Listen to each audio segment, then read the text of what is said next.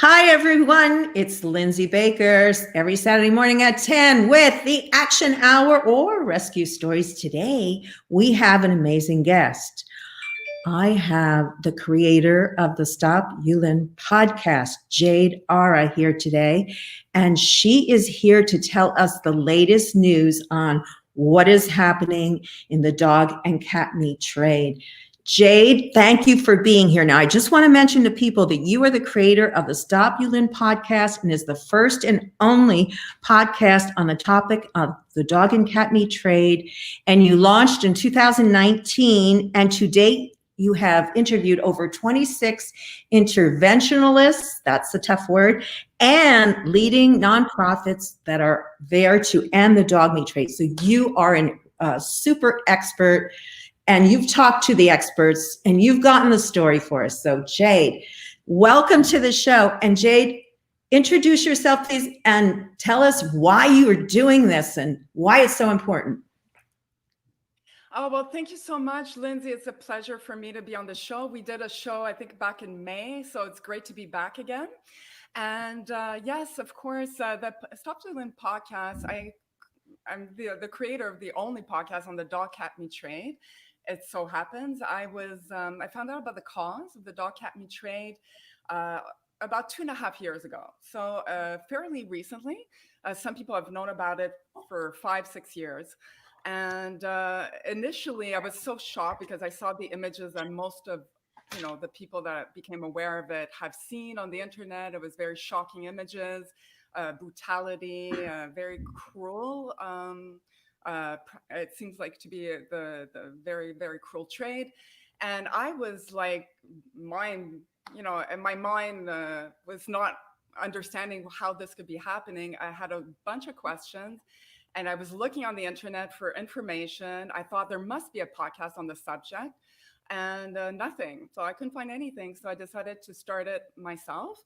And like you mentioned at the beginning, it started officially October 11th, 2019.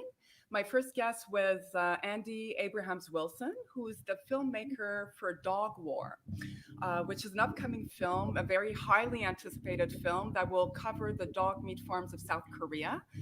And they have a very specific angle that they're going to be tackling with combat vets that are going in South Korea, trying to disrupt the trade and rescue these dogs from, the appalling cruelty. So it's really, really going to be a fantastic film.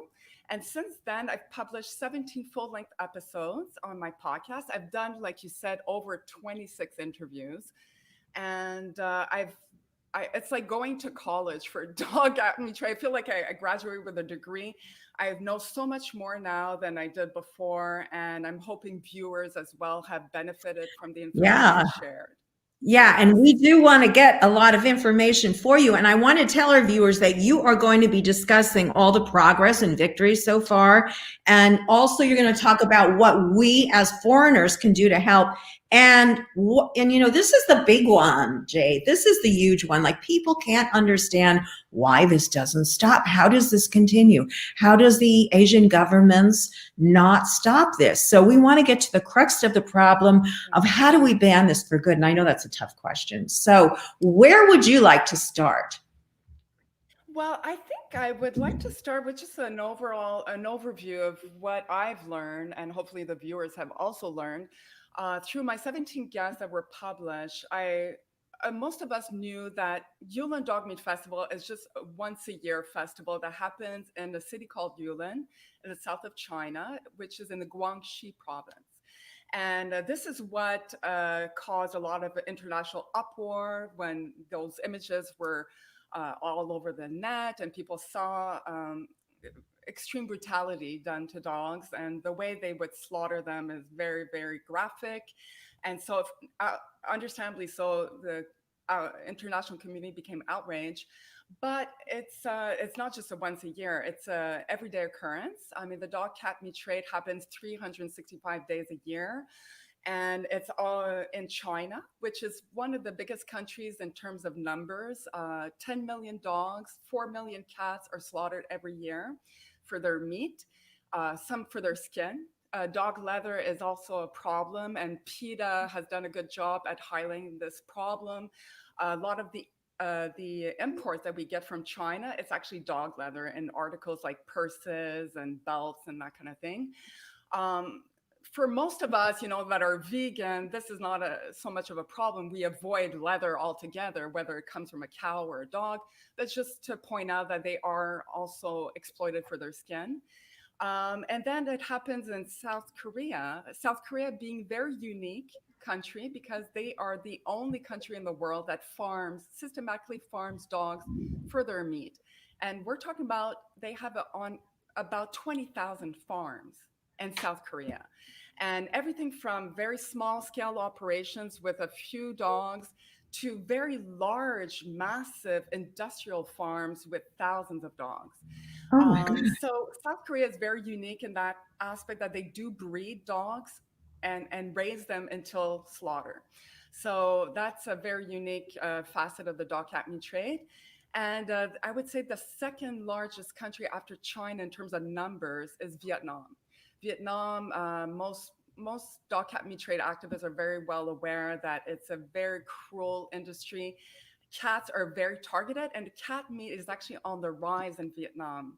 And one of my guests that hasn't been published yet, but Dr. Catherine Pollack, she is the director of a stray animal unit in Asia for Four Paws International.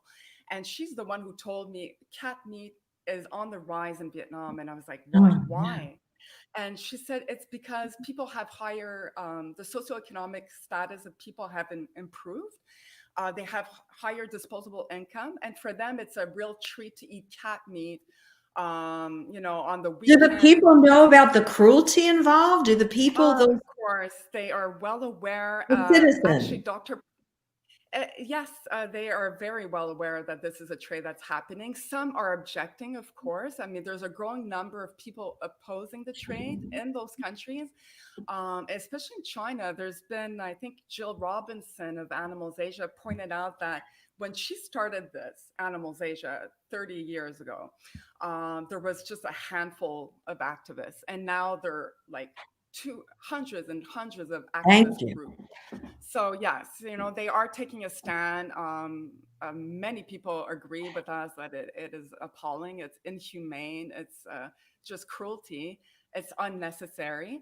But Vietnam being the second largest country in terms of numbers. And then we have Indonesia. It happens in Indonesia, which is a very particularly cruel place because it's run by criminal gangs. I mean, all the dog cat meat trade is it's not regulated, except for South Korea, where they actually have dog meat trade unions. And people see it as a profession. They have, this is their bread and butter. This is how they make a living. And they are much more recognized in terms of having actual unification of professionals in the dog meat industry. But everywhere else, it's run by criminals. They steal dogs. That's the other thing. Most countries, it's dogs that are stolen from their families. And in Indonesia, it often happens at gunpoint. So very disturbing because, imagine having your dog ripped away from you and you have no say in the matter because you fear for your life. Okay, Jade, let me just stop you for a second. I just want to tell the viewers that they can actually ask questions. And I do want to get into some of the videos, but before we go on, people are saying, oh my God, this is terrible. I've got to go. So we don't want to scare people away. We want to tell them that we do have some good news and we want to tell you what things have happened, what progress has been made. So please stay tuned. I don't know if we should watch, which one do you suggest we watch, Jay, to get into this conversation of the videos you gave me? I think the first one you had in mind, maybe just to explain. I mean, I think I do not want to scare your viewers with graphic, depiction of what happens, but it's important to understand the gravity of the situation. And and so maybe if you want to play that clip. Yeah, and we will cut it off, folks, when it gets too extreme. But just to give you a warning, we are going to be, the subject of this video is torture. So if you want to just step away for a second, but come back, please, because there's a lot of important information here. The torture aspect, they said, it's not as common as we would think. A lot of the videos that were portraying dogs being butchered and Yulin Dog Meat Festival, it's very violent, and they said it was more isolated cases. What would you say to that? Like, first of all, there's no humane way to slaughter an animal, okay? The way they're slaughtering these dogs, it's incredible, because when we're in a slaughterhouse and some of them getting skinned alive, the screaming of the dogs, the fear in these dogs' eyes, and it's not the same way that they do it in even like a cattle. They go down one little aisle. I mean, they're literally running around clubbing dogs, and the dogs are screaming and half dead. Yeah, we don't want to go further, but people get the idea. People get the idea. We have people coming on. And I just want to say, please ask questions if you want. Jade is open to your questions. Yeah. I think that clip is important because we often hear, we've all heard it, that why are you fighting the dog meat trade in Asia? It's the same thing that happens to farm animals here. And there is no direct comparison. They farm animals like we do over there. And actually, China has 5 times the amount of farm factories than the US. And that can be easily explained by their population size, of course. But it's important to understand that that's where we are on equal footing. It's really they farm animals the same exact way, follow the same exact protocol that we do in the West. And so the dog meat trade is very much on top of the conventional meat industry. And it's a trade that's unregulated. So that means there's a livestock Products and Sanitary Control Act that governs the way you breed animals, the way you raise them, all the way to transportation to slaughter. So the conventional meat industry has to follow those protocols. I mean, I'm not saying there's not cruelty in those farms. Of course there is. Extremely cruel. And we do want to stress, we don't want people to eat meat. We are a vegan organization because of the environment, because of the cruelty, because of the health. So yes, don't eat meat at all. It's all bad. Of course not. I've been vegan for longer than most people. I've been vegan for 33 years. Good for you. No, and before anyone was vegan, really, it was actually a challenge in my little small town, but that's okay. I'm just trying to point out the fact that the dog meat trade is not regulated. So that means anything goes. And often dog meat traders, they do it for money, right? Like this is a trade that solely the sole purpose is for profit. And so that's why they steal dogs. They no longer breed dogs because the cost was too high before. So stealing a dog is free. The cost is free. They want to maximize their profits. That means dog meat traders will, at the transportation phase, it's very cruel because they will stuff as many dogs as possible in a cage. And often they'll break limbs to just fit as many dogs as possible. And then these cages are loaded on trucks. And they travel for days on end. Like sometimes it takes 2 days to get to the destination. And the beating heat, like sweltering heat, most dogs will suffocate. They will die of heat stroke. So for all those reasons, it's very different. It's very different. And I take issue with anyone comparing it. It's not the same thing. It's an extra layer of cruelty. Let's watch. Back in June of 2015, you published a full-length report following a 4-year undercover investigation. And your investigation covered 15 cities and 8 provinces in the northeast, southern, and central China, where dog eating is most prevalent. But it's obviously worth a great deal to people that can just steal these dogs for free. Yeah, the cost is nothing.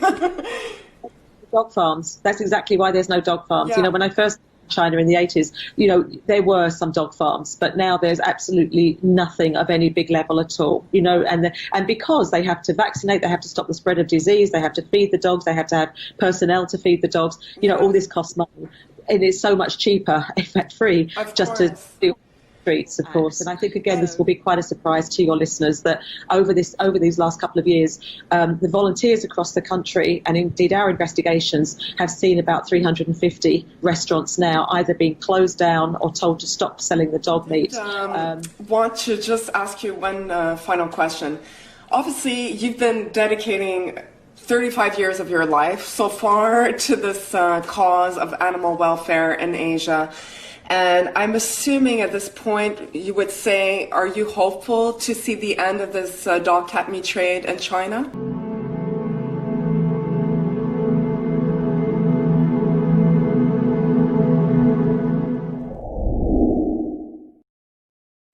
Okay, a lot to talk about in that clip. There's a lot of information in there, but I do want to ask you a question. So is the story coming out of China because the dog meat farms are closed down, that the dog meat trade is pretty much gone, or are they admitting that they are not keeping it under control? Or what's the word from the government? Yes, and I see one of your viewers asked that question, like, isn't dog meat now illegal in China? So to answer that question, what happened is COVID-19 gave way to many changes, and especially in China. So luckily, the first two cities to ban the dog cat meat trade and wildlife trade were Shenzhen and Zhuhai, which are two big cities. So this was a big victory, landmark decision. It's never happened before that a city in China would ban any kind of animal trade. So that was huge, and that came into effect May 1st. So in those two cities, you cannot consume dogs. It's illegal. However, a lot of people were a little bit confused what happened with the China's Ministry of Agriculture came out with a statement in April saying that they were going to take public consultation on the new whitelist catalog of livestock that can be exploited for meat. And so after public consultation, they made a decision. They came out with their official livestock catalog post-COVID-19. And many wildlife animals were removed from that list, luckily. Not all, unfortunately, but many. And also the dogs were now declared by the government. This is huge. They said dogs are now considered companion animals. They've been classified as pets, and they should not be slaughtered for meat or exploited. They're not on the official livestock national catalog. So we thought, oh, this is amazing. This will put an end to the dog cat meat trade. But unfortunately, it's also the missing part of that equation is really the enforcement. So there's no legal framework around if somebody sells dog meat, what are the penalties? Does he go to prison? What kind of penalties does he face? None of that is in place now. So they're working on it, and it's definitely Animals Asia is working with local governments to try to put that in place. But until there is a very clear framework around that announcement from China's Ministry of Agriculture, unfortunately, it goes on. I mean, the proof is in the pudding, because Yulin Dog Meat Festival did still take place in June of 2020. And many of us had hoped that it would not. Because of the changes. But it did go on. Fortunately, it was much smaller scale than years past. So it was less attended. And so that is a good sign. And also, I would say China's positioning dogs as pets is huge, because in China, as opposed to other countries, the public really does take their cue from the government. They really do listen to the government. And so this is changing mindsets. It's changing public perception towards dogs. And that is a huge victory. And Jill Robinson agrees that it's a big, big step. It's a major step. Other steps need to be taken to make this trade much more illegal and to have enforcement. Because if enforcement is not there, then it will go on. These criminals will keep slaughtering dogs, and there's no punishment, there's no consequences, right? So that's the missing piece. Yeah. So I want to just address this. Our viewer here, who I happen to know, Raman, thank you for watching. Why am I not showing the most graphic? Because we don't want to be censored on Facebook. We want the message to get out, and we feel that it's better, but you can go and watch. So Jade, just tell them quickly, and then I want to show a video, a number 2 video, but just tell them, if you would please, where they could go to see the footage if they want to. They can see it on my podcast. I always have a video clip of the organization I'm featuring before we start the conversation. And for those who don't want to see the graphic images, I would say if you skip the 4-minute mark, you will not have to see that. The rest of it is very much conversational, like we're having today. I speak to the guests and we uncover what is going on, the dynamics per country and all that. So, and I think it's more, Raman and other viewers, a matter of reminding people, because I don't have to see, I've seen it and it's burned in my brain, trust me. But I need to be reminded, and that's why coming on and doing these is very important. So let's watch the next clip. And I thought we would show, which one do you think, the embassy or, oh, what about the rescuing? That was a nice one. yeah, let's watch that. Yeah, which one is it? What's it called? I can't. Well, let's see what we've got here. We'll watch. A beautiful activist. Wow. She has a license to shut down slaughterhouses and intercept trucks. She is an incredible human being. We've done upwards of a dozen slaughterhouse shutdowns. You can watch one of our slaughterhouse shutdowns. Her lieutenant is a man named Wolf. And, you know, a lot of these names aren't obviously their full names, you know, for security purposes. Yeah. But you'll see Wolf in a lot of the videos where he's going head to head with the butchers. Wow. She's there going head to head with the butchers. We plan on opening up a sanctuary back up in Henan. Oh my gosh, that was so heartwarming at the end. Tell us a whole thing about who this woman is, the organization, and everything, please. Go ahead. Right. That was a great clip because it highlights the fact that nonprofits, foreign nonprofits, especially working in China, they need to forge alliances with local activists. And so that was No Dogs Left Behind, which many of your viewers are probably familiar with. They are one of the leading American organizations working to end the dog cat meat trade in China specifically. And they forged an alliance with this beautiful woman. She's a local activist in the Zhengzhou region, which is located in Henan province of China. And she and her partner, her lieutenant, as he said, Wolf, they are Zhengzhou Animal Protection Association Frontline Rescue. That's their name. Better known as ZAPAFAR, that's the acronym. And so they heard about No Dogs Left Behind and the rescue work they were doing. And they said, we want to work with you. And so they obviously are working together. The whole goal is to not buy dogs. I mean, No Dogs Left Behind is very adamant that you should never pay for dogs because that just fuels the industry, right? So if you're giving the butchers your money, they're saying, oh, there's money to be made. So it's keeping the trade alive. Yeah. And so the goal is to intercept trucks, make sure that, you know, with the greatest success stories, the transportation, they don't have the permits to transport dogs across borders in China. So that's the number one. Then they often don't have the vaccination certificates of the dogs because no one goes through that trouble. They're all strays and stolen animals. And so if they can't produce those certificates, then they have to release the dogs. And so that's how they've managed to rescue many dogs. No dogs. How many have they rescued approximately, would you say? We know you don't have an exact number.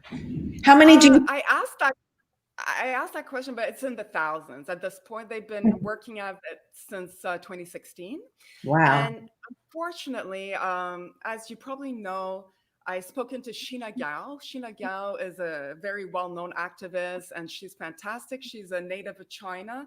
And she told me she actually made the trip 1 year in 2016 when they had stopped a truck, and it was like the famous 619 truck, June 19th. I think it was in 2016, if I'm not mistaken. And they rescued, there was 1,000 dogs on that truck alone. And the problem is these dogs, most of them don't make it. I mean, they are in such horrible conditions at that stage of rescue that most of them don't make it. So out of those 1,000 dogs, maybe they managed to rescue 400, not even half. You know, a lot of them did perish. They have distemper, they have many diseases. Parvovirus is a common one. They have skin conditions. A lot of them have lost their limbs from transportation, as I described before. So it's very daunting. It's very costly, extremely costly. And you know, you're familiar with John Sessa, Dr. John Yes. Sessa, who's the head of Lisa Vanderpump Dog Vanderpump. Foundation. And he was the one to tell me they spent $180,000 US to care and rescue 100 dogs in a 6-month period. It's extremely costly. These dogs, they need such care. They need surgeries often, costly surgeries. They need food, vaccines. They need staff to look after them. Yeah. So it's a very costly process. And that's why donations are so important. Yeah. Yes. Donations are important, but stopping this is the thing that we have to work towards. Of course, I know you would agree. Yeah, absolutely. Let's see. How about this proposal for international agreement between the Anglosphere nations, the UK, US, Canada, Australia, and New Zealand, affirming their opposition to the dog meat torture trade. The appalling cruelty and lack of animal welfare laws means that an international unification against the trade is necessary. So, well, the agreement is very tied into politics. It's a very political thing. And it is also intertwined with Brexit. So I have no doubt in my mind that if Britain was still a superpower on the world stage, that they would definitely take action against this trade. But when we communicate with our MPs and we speak to them, the answer is almost always the same. They sympathise with us, they agree with what we're saying, but they don't want to offend China because of trade. They need them, yeah. Exactly. Money rules the world, right? That is exactly it. So in the Philippines, because of Margaret Thatcher's influence over the country in the 1980s, and her threatening to withdraw foreign aid and the Filipino president not wanting that to happen. With Thatcher, it was a case where apparently she went to the Philippines and she was photographed with a dog carcass hanging from a stall, and the British public was so angry about it, they were in absolute uproar. So she discussed threatening to withdraw foreign aid with her cabinet, and Australia actually discussed the same thing. So the president at the time actually was like, oh God, we really don't want that to happen. Let's just ban it. It actually shows the power of international intervention. I mean, obviously the Philippines is very different to China and we're in a very different era, but I 100% believe that there is a way to do it. And I do think the Anglosphere Executive Agreement is the way to do that. I mean, that's why I've particularly targeted the Anglosphere. And again, this goes back to Brexit, because this wouldn't be possible if we were still a member of the European Union. Right. So knew that if Britain left the EU, it would naturally gravitate closer to the countries which were either part of its Commonwealth or a country like the United States, because they all have something in common, which is the rule of law, democracy, freedom, which obviously all stemmed from Britain, because when the British Empire was around, it colonized these countries and it brought its belief and value system with it. So the Anglosphere is the only entity, shall we say, that is strong enough to take on the might of China. Yeah. Even the United States is not strong enough on its own. Wow. Yeah. Even the United States is not strong enough on its own.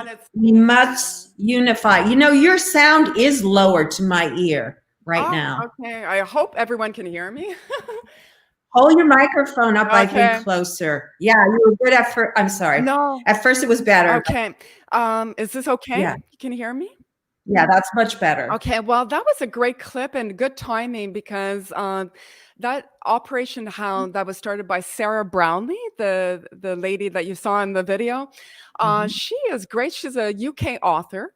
She's a novel writer, and she's actually the one who wrote the first article that showed the history of dog cat meat trade. I was always curious, like, where does it come from?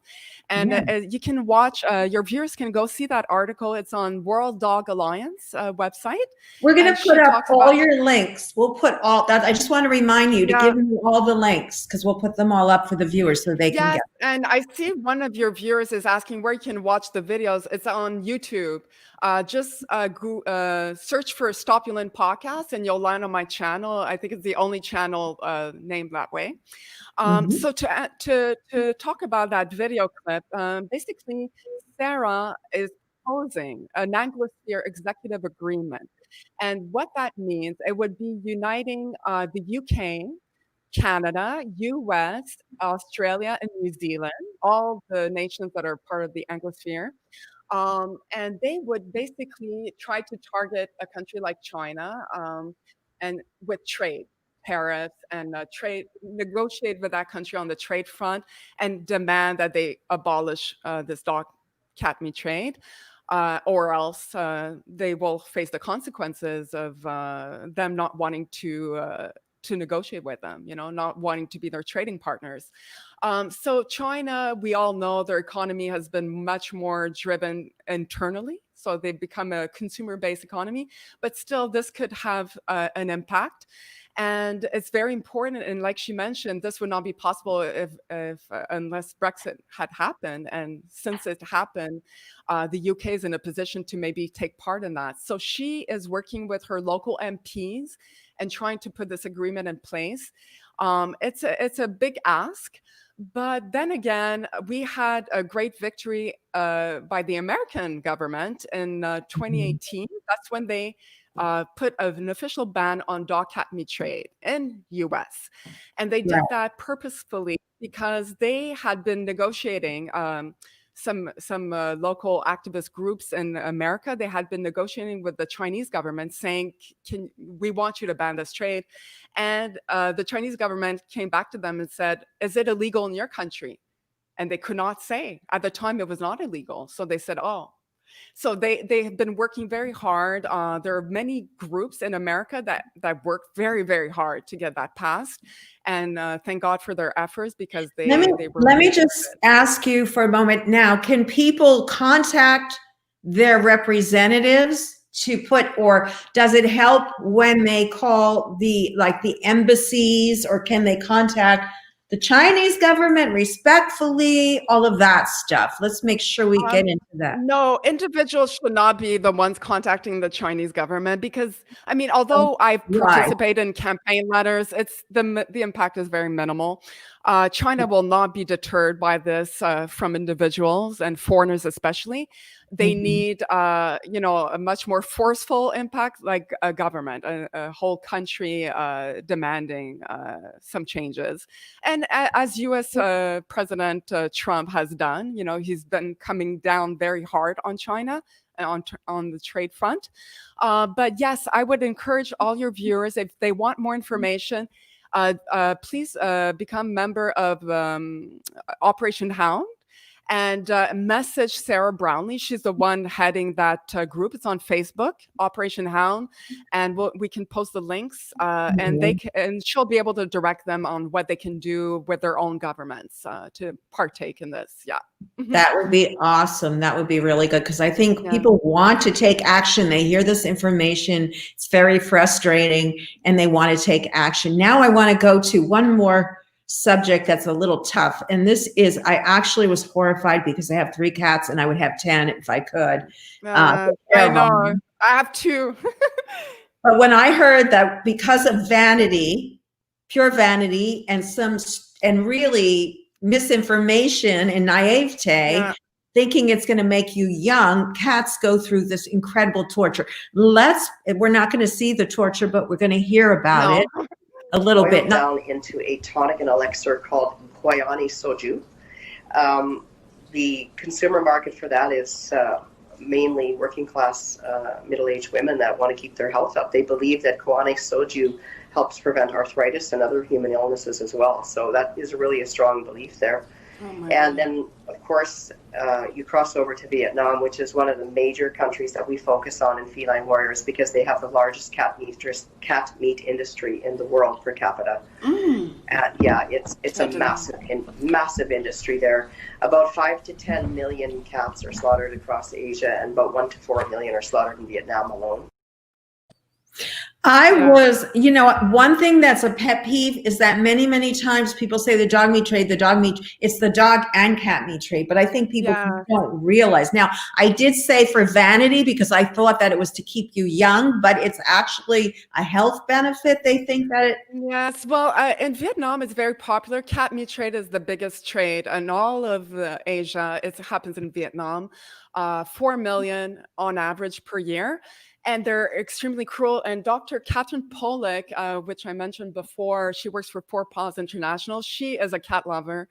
And she said the work in Vietnam is huge because these cats are boiled alive. I mean, it's torturous the way they are treated. Oh my God. And Gowanji Soju is what that elixir, which is touted towards the middle-aged woman to keep them young, like you're absolutely right. It's sold as a medicinal treatment for arthritic pain.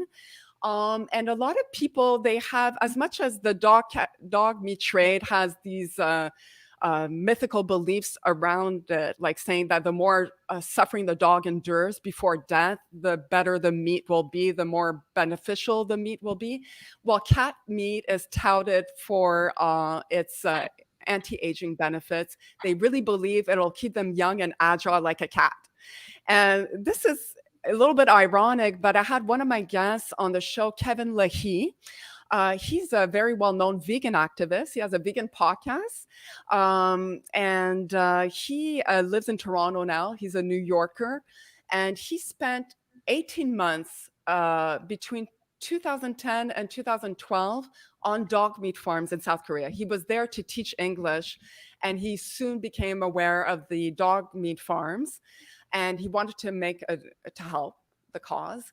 And so he was their main investigator. So he visited hundreds of farms. And he said that, yes, dog meat is really seen as, a tonic for health. And some doctors actually prescribe it to patients recovering from surgery. And what's funny? He mentioned that they think because a dog heals quickly. Okay, so if a dog gets a cut, it will heal much quicker than humans. And so they think, oh, okay, eat dog meat. I'll recover from surgery much quicker. And he said, okay, so I guess if you want to run fast, you should eat cheetahs. I mean, it's that kind of mentality. It just doesn't all make based sense. on ignorance and misinformation. It's ignorant. Is there any campaigns out there like going into these groups, not foreigners, but indigenous people? That's not the right word, but people, local people. Yes, absolutely. Thank you. Yeah. That they are yes, on their peer level and going in and educating. Are programs like that going on? Yes, and we say ignorance, but it's very traditional. I don't mean to be disrespectful. Yeah, it's a bit like it's these ideas and stories that have been passed on from generation to generation. So it's not so much that they're not educated. A lot of them have jobs probably at Samsung, but they believe that because their father told them that, and blah blah blah. It's been cultivated into the culture. Yes, but you're absolutely right. This trade will not end unless it's demanded from the population in those countries. And yes, it's important that we support local nonprofits. And one of them in South Korea that's working very hard in South Korea it used to be called CARE, which at the time was Coexistence for Animal Rights on Earth. They've since changed their name, but if you Google it, you'll find the new name. I think it's World Animal Defense Fund or something like that. But they've been working for years to try to end this trade. And like you mentioned before, it's not enough to rescue dogs because you can rescue as many dogs as you can. It's going to just keep the cycle alive. We need to ban it at the legislative level. It has to become illegal and it has to be enforced. And so these groups are working on that front. And also one of my guests, maybe we can play her clip next, Animal Liberation Wave. It's a young South Korean that's heading that organization. And she is working on that. Yeah. And I also want to say that the majority, before I play that clip, the majority of Asians are against eating dog meat, from what I've learned. And also, young people are the ones that are awakening their parents and so forth to a new way of looking at things. Okay. If I can, I just want to comment on that because yes, for the most part, it is the older generation that's keeping the trade alive, especially in South Korea.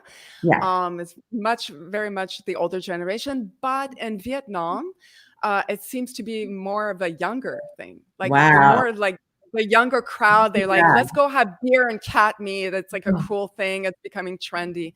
So it depends on the country. It really depends on the country. Yeah. Interesting to know that. Now, which one was animal liberation? The torture aspect, they said it's not the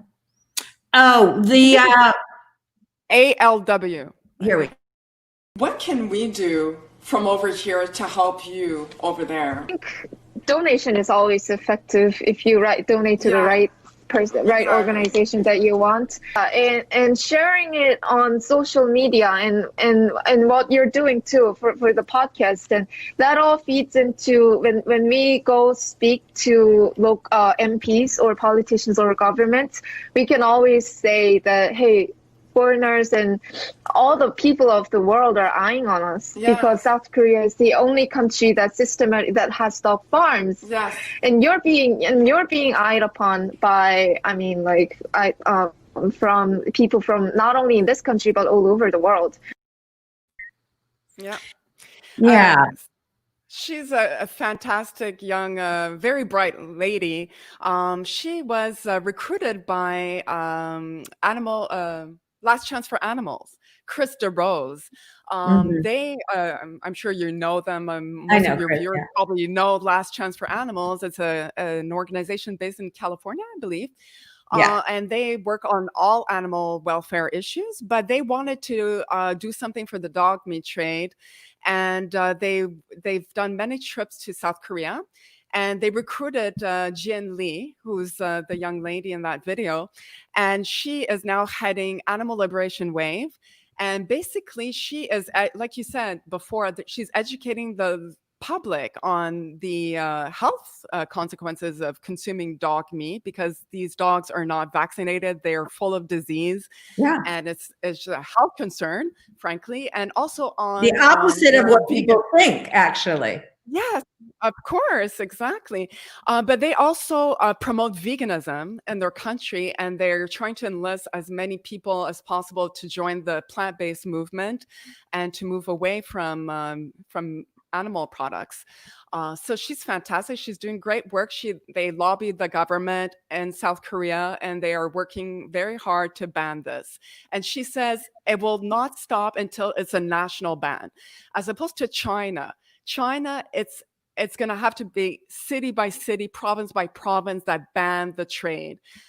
In South Korea, it's more the national government has to come out and take a strong stand and say, this is illegal. We're closing down all dog meat farms.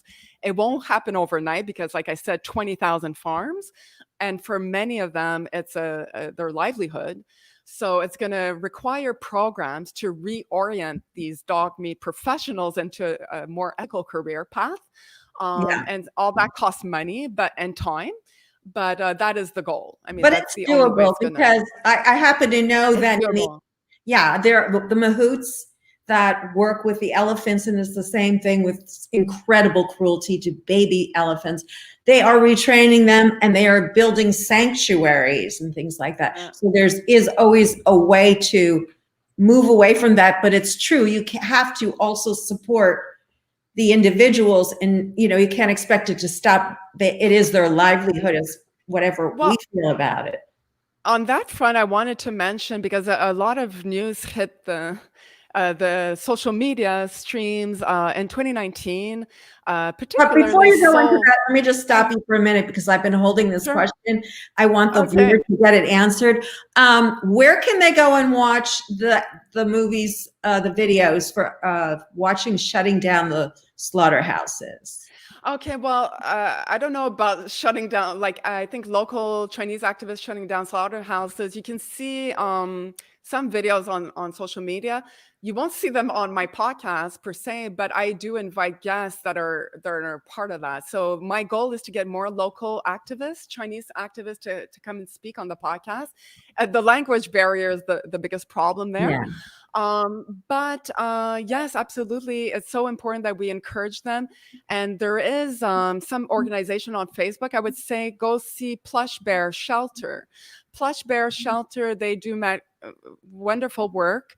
It's headed by native Chinese, and they've been rescuing dogs from the slaughterhouses and from the meat trade. And so they are often posting videos of activists intercepting trucks. And so Plush Bear Rescue Shelter, I would say, go check that out. Yeah, we had a couple of questions about that, but go ahead with what you were going to go on with now. Yes, well, what I want to say is that in October of 2019, last year, Seoul declared itself dog slaughter free. And what that meant, because we talked about reorienting these dog meat professionals into a different profession.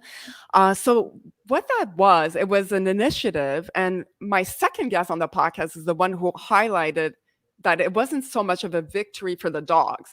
As far as the dogs go, what happened is they basically moved all the slaughterhouses from Seoul into more remote areas. They wanted to make Seoul much more tourist-friendly destination. Obviously, no foreigner wants to go to Seoul and see dogs being slaughtered in front of them, right? So it was a bit of a stain on them. For Seoul. So they wanted to clean up their international image, and that's what it was all about. So we're talking about the Gupo meat market closure, the Moran meat market closure. And my second guest on the podcast, which is for Dog War, the sequel, if you will, if you can go see it. It was, I think it was aired in November of 2019. He was the one to point out that, people thought it was a great victory, but he said, dog slaughter free is not dog meat free. So Seoul can still serve dog meat, but they won't slaughter the dogs in Seoul City. So it almost seems like the sale of it is what has to be attacked. Selling it. If you can't sell, that takes care of all. They only want money. Yeah. And some of them need it to survive. So, okay, not judging. It's a different, No, of course like not. They need money, so it's got to be hit at a different level. It would seem. Well, you have to cut off the demand. And so the demand side, we're taking care of by educating the public and making them aware that dogs are sentient beings, like all animals. But we start with dogs because dogs and cats are kind of gateway animals for many people to progress to being vegan. Because we share our roof with them. I mean, dogs and cats have been domesticated for many years to be our pets. So it's more like a gateway animal. So then you understand the sentience of all animals. So yes, it's important to attack the demand side. And basically what challenges lie ahead in banning the trade altogether is that in South Korea, the dog meat farms represent about a $2 billion industry per year. So it's a big industry. They make money. So long as that's profitable, it presents a lot of challenges because a lot of the government officials in South Korea are also dog meat consumers. And so they're not going to be working so hard to ban something they appreciate and like, and enjoy. So I spoken to Nami Kim. Nami Kim is the head of Save Korean Dogs. Many of your viewers probably know. She's the first campaigner, one of the first campaigners from South Korea to try to fight this, the closure of dog meat farms. And she told me, for sure, it's a question of generation. She thinks 20 years from now, there'll be the younger generation entering offices, government offices, and they will have a very completely different mindset on this. And we don't want to wait 20 years, but, it will eventually end. It's just when, We have one more clip to play and less than 10 minutes left. So let me play that clip and then we can summarize.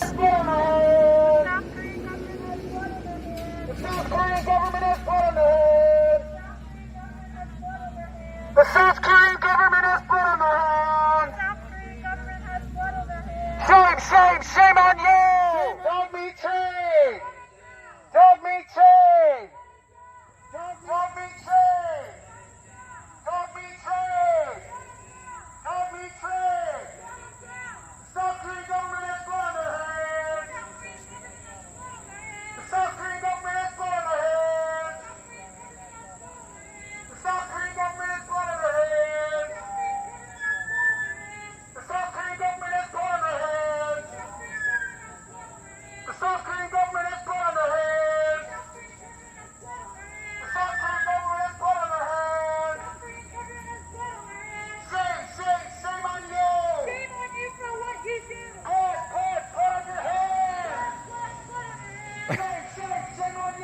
He walks into the residence, he leaves the door open, so we're like, something's happening here. And sure enough, the ambassador walked right out, and we met him at the other gate when they were trying to leave, and we kept our chants going and everything. So we got some interaction, and you should have seen the look that he gave us. Oh my God! So you got that on footage? You got that part of the footage? Oh my God!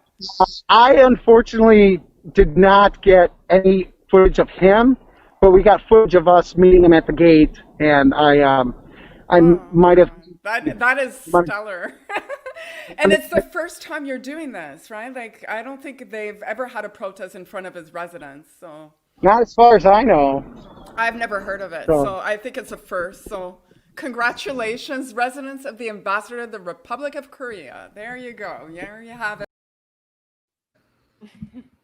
Now, where is that? Well, that was Brando Lee. I think you know him well. He's a very well-known activist. He basically headed all the protests this summer, from Yulin protests in Washington, D.C. to Boknal. Boknal is kind of the equivalent of Yulin for South Korea. That's where the 3 hottest days of the summer, where they eat the most dog meat. And that clip was funny because he decided to change change the location to the ambassador's residence, the ambassador of the Republic of Korea. And they were lucky in their timing because that was the ambassador leaving in that car. Yeah. And he got to intercept the car and show him that, we are opposing this. You have to stop this. So it was great timing on their part. And Brando continues to do many, many protests. He's wonderful. So it just goes to show that we can all do something. We can all voice our objection, and we have to continue to do so. And it's making a difference, it has impact. Yeah. So the one thing I did want to mention, another organization, Vanderpump Dogs, because they did help get a proposition passed, and they have a movie, Road to Yulin, if anybody wants to see that. They are fine as well. Lisa, I'm not friends with Lisa, but I know Lisa, I volunteered there, so I do want to give them that little plug. But of course. Jade, we're just kind of wrapping up. We have about 7 minutes left. So what do you really think is important? Did we hit on all those points? Well, I wanted to touch upon what we can do, especially as foreigners. That's important. Let's go out with a positive note. How we can help this cause, because often we're feel powerless.